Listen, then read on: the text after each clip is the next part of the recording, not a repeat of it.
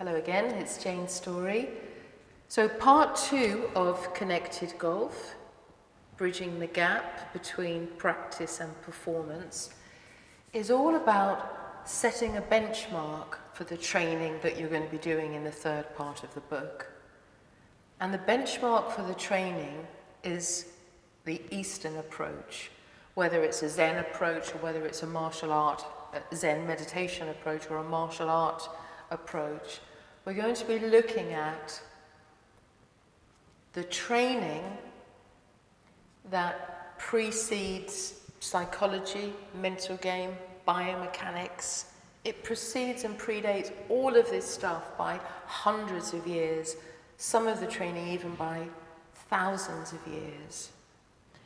And we're going to sort of deconstruct certain principles of natural movement which are trained in the martial arts. So I'm not expecting you to become a Tai Chi master or a karate master. I'm not teaching you that. I'm teaching you simple principles from the East, from the Eastern approach, that can help you play better golf or any other sport. So things like Tai Chi and karate, they are obviously about natural movement principles. For instance, relaxing and emptying the upper body, lowering the center of gravity, being really rooted in the legs, and really being there, present in the moment, sinking into the ground, sinking the breath, sinking the chest down, so that you start to use the lower body in a way that's more conducive to a powerful swing, and also a swing that's right on target. I've had so many of my clients who have trained only breathing meditation and standing meditation, which we'll look at very deeply in this book, Connected Golf. And one of my guys won 10 tournaments in a season, just by training these simple things. And his club head speed increased more than the 3 years of gym work and trying to get his rotation speed up, within a few short weeks. When you train the body in the way that Bruce Lee would have trained it, or any Tai Chi master or karate master, you train your body and you train the mind within the body, then phenomenal things happen in your game. So in part 2 of Connected Golf, we're really looking at this benchmark, the Eastern principles, and I'm bringing a lot of the training from the East right into your game.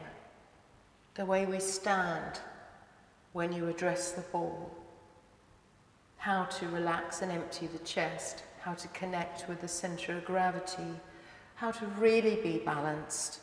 And I've worked with golfers and other professional athletes who might have been in their sport for 30 years or more.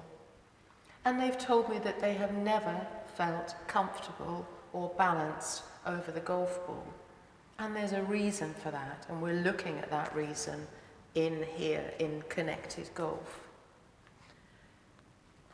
And we're using these natural movement principles, and we're looking at them on a very deep level, not just from the martial arts, but also how can you transfer your skills from other sports into golf? For instance, if you play tennis, if you play hockey, if you play baseball, how can you transfer your sporting skills into golf? And I've had so many people contact me who are athletes from other sports, football maybe, anything, snowboarding, skiing, and they're like, well, I'm such a great athlete, but I can't hit the ball well. I can't perform. I'm not performing to my potential in golf. And again, there's a reason for that. And the reason is that taking the mainstream approach separates the mind and body, which are already separate most of the time anyway, because we tend to live in the mind and have very, very little relation with the body. So we're bridging that divide, we're bridging that gap within ourselves. And when you bridge that gap in yourself, You're bridging the gap between what you're able to do on the driving range and actually being able to take that to the course. The other thing we're looking at in part 2 of this book is your ability to deliver your intention. And so many of these principles have been watered down, and you know, the essence, the advanced training and the essence of these even these words like intention, most people will think, well, that's something to do with the mind. Well, yes, but not the analytical mind, not the mind that you use for psychology and mental game techniques. It's a different part of the mind which you can train with stillness and these principles. So as you know, I've spent 34 years training, and this book has been at least 10 years in the making. There's nothing else like it in golf.